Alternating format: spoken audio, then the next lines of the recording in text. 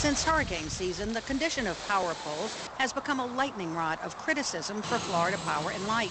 Now 7 News has learned there's a new issue. Cities paying tens of thousands of dollars for lights on FPL poles that do not exist.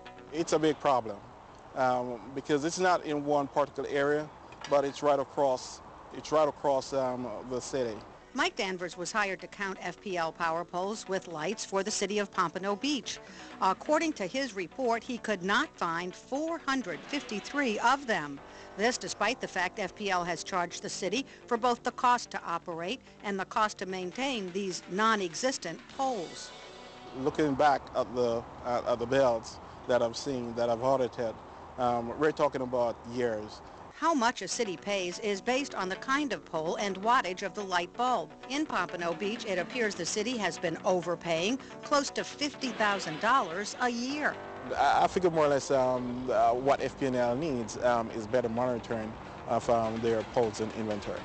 For example, Danvers' report shows 13 lights exist along Northwest 18th Drive, but he says the city is being billed for 36 lights, 23 more than are actually there.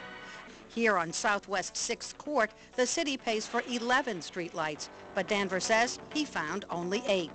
The last street light stops right here, but they're saying that there are 3 more street lights beyond here. And what's beyond here is a highway. And these street lights, based on the address, it would indicate that it stops right over there by the wall. No one from the city of Pompano Beach would talk with us about all this. A spokesperson for the city manager says he does not, and I quote, want to instigate a problem with FPL by dealing with this through the media. But documents obtained by 7 News speak volumes about what has been going on between Pompano Beach and Florida Power and Light. For more than a year, FPL has failed to credit the city for past charges and has continued to charge for the non-existent light poles. The first letter from the Director of Public Works, D.C. Maudlin, put FPL on notice. 453 lights were not found. That was in December of 2004. Then, for the next year, a series of emails also failed to get a refund. The memos from Maudlin reflect his frustration. In May, he wrote, "It's been 6 months since I asked you to correct our monthly invoice." In July, "When will our bill be reduced?" By October, "My patience and understanding have run out."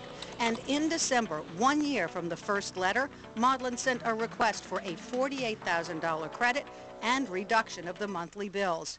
Today, the city is still being billed and is still paying.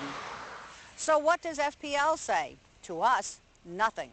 Despite the fact 7 News called for weeks asking for an interview, no one from the company would answer our question. And now a second city has discovered it is being billed for lights that don't exist. The city of Tamarack also hired Mike Danvers.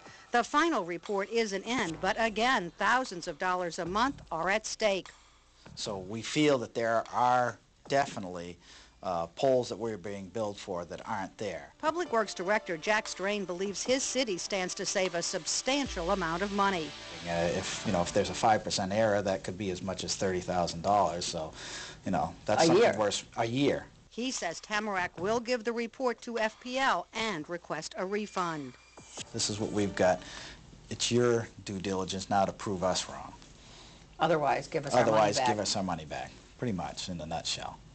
This power play could have far-reaching consequences. Danvers says he's found the same situation in a third South Florida city, and there's no telling how many others may have the same situation.